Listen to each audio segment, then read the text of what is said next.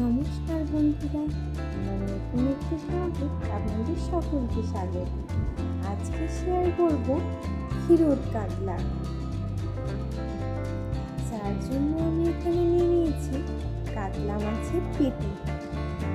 এগুলিকে প্রথমে নুন আর গোলমরিচ গুঁড়ো দিয়ে মাখিয়ে রেখেছিলাম। এরপর ওগুলিকে হালকা হালকা তেলে ভেজে রাখতে হবে।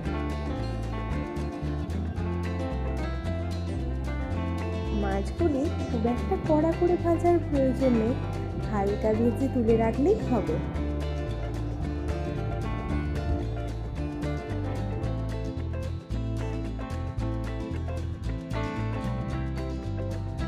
মশলার মধ্যে আমি নিয়েছি আদা রসুনের পেস্ট আর পেঁয়াজেরও পেস্ট, আর দুধটা যেটা নিয়েছি তার মধ্যে আমি কিছুটা ময়দা আগে থাকতে গুলিয়ে রেখেছি।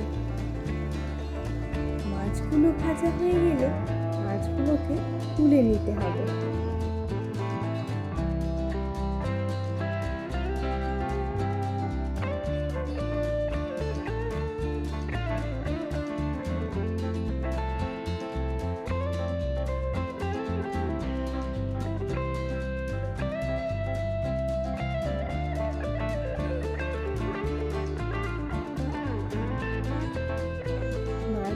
তুলে নিয়ে তেলে দিয়ে দেবো শুকনো লঙ্কা, তেজপাতা, দারুচিনি আর এলাচ।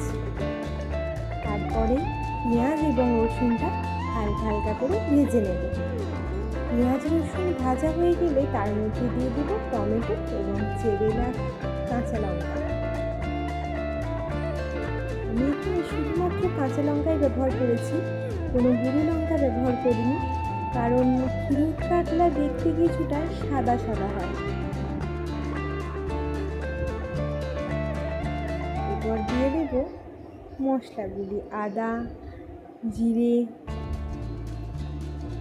ধনে, হলুদ গুঁড়ো এবং পরিমাণ মতো লবণ দিয়ে সামান্য জল দিয়ে ভালো করে কষিয়ে নেব।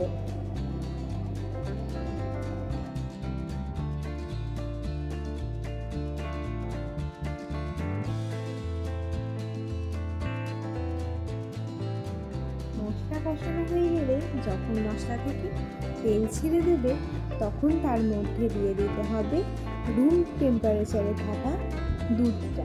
যেই দুধটিতে আমি আগে থেকেই 1 চামচ ময়দা ভালো করে গুলিয়ে রেখেছি।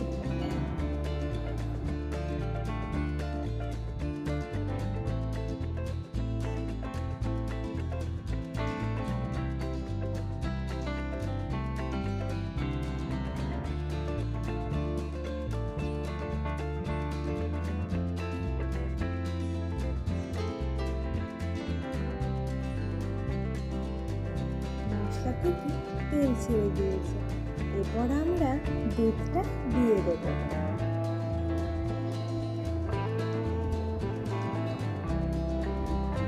দুধটা দেওয়ার সাথে সাথে দুধটা চড়বড় করে কমতে থাকবে, তাই দিতে হবে পরিমাণ মতো জল।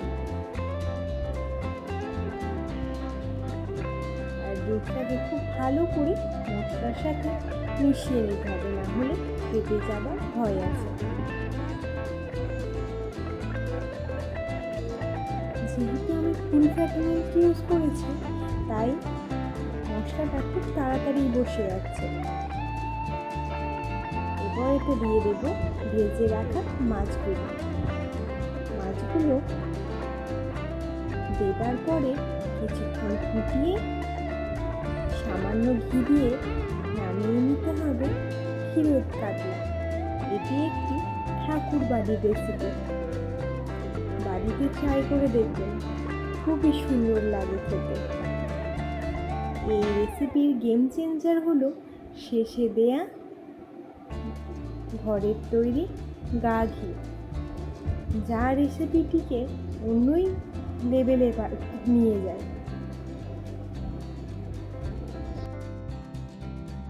আমাদের রান্না কমপ্লিট। এবার শেষে দিয়ে দেবো উপর থেকে কিছুটা গা ঘি। তৈরি হয়ে গেছে ঠাকুর বাড়ির রান্না ক্ষীরোদ কাতলা। গরম গরম ভাতের সাথে ক্ষীরোদ কাতলা অতুলনীয় লাগে খেতে।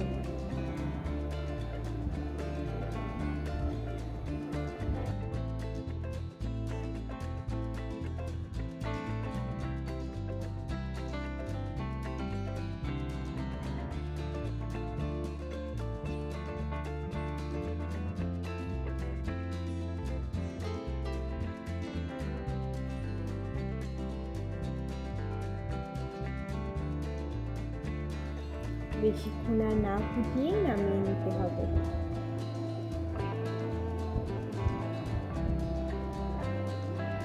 তারপর গরম গরম ভাতের সাথে পরিবেশন করতে হবে ক্ষীরোদ কাতলা। এরকম সহজ এবং সুস্বাদু ভিডিওর জন্য সাবস্ক্রাইব করতে ভুলবেন না।